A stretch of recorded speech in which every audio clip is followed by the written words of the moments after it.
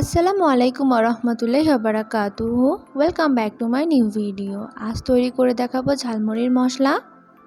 ঘরোয়া উপকরণ দিয়ে দোকানের মতোই সেরা স্বাদের এবং গন্ধের এই ঝালমুড়ির মশলাটি তৈরি করে দেখাবো, যার টেস্ট আসবে একদম দোকানের মতো। তো চলুন এই সহজ রেসিপিটি শুরু করা যাক।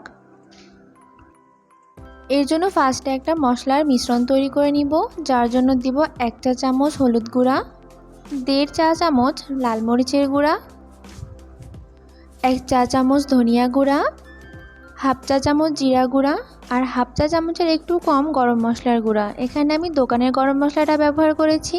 এর মধ্যে জায়ফল জয়ত্রী 2 দেওয়া আছে, এতে করে ঝালমুড়ির মশলার অনেক সুন্দর একটা স্মেল আসবে। আর এই গরম মশলাটা ব্যবহার করলে অন্য কোনো মশলা দেওয়ার কোনো প্রয়োজন হবে না। হাফ কাপ পানি দিয়ে আমি এই মিশ্রণটা তৈরি করে নিয়েছি। এখন কড়াইতে দিব 1 কাপ পরিমাণ সরিষার তেল। এখন এর মধ্যে দিব 1 কাপ পেঁয়াজ বাটা। 1 কাপ তেলের জন্য 1 কাপ পেঁয়াজ বাটা ব্যবহার করতে হবে। তেলের সাথে পেঁয়াজটা হালকা কিছুক্ষণ ভেজে নিব। এখন অ্যাড করে দিব 1 টেবিল চামচ রসুন বাটা, 1.5 টেবিল চামচ আদা বাটা।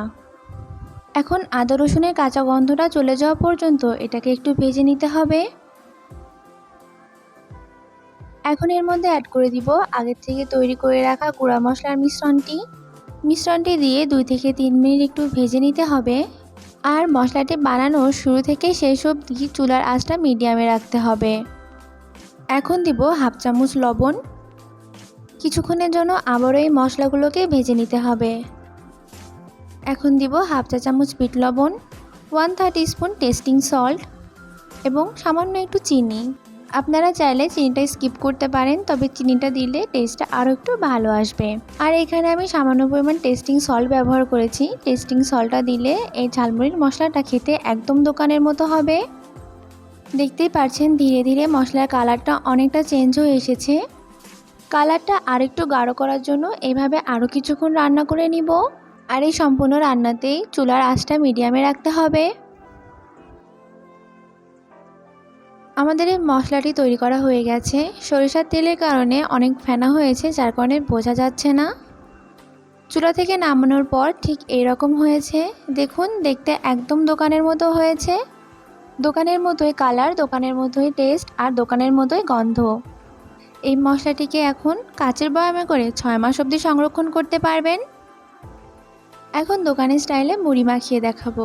এর জন্য মুড়ি, শসা, কাঁচামরিচ এবং পেঁয়াজ দিয়েছি চানাচুর এবং আমাদের তৈরি করা ঝালমুড়ির মশলা দিয়ে সবগুলো উপকরণ খুব ভালো করে মিশিয়ে নিব।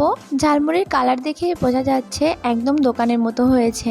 এইভাবে একবার ঝালমুড়ির মশলা বাসায় তৈরি করে দেখতে পারেন। আশা করি আপনাদের সবারই খুব বেশি ভালো লাগবে। দেখা হবে নতুন আরেকটি ভিডিওতে। আল্লাহ হাফেজ।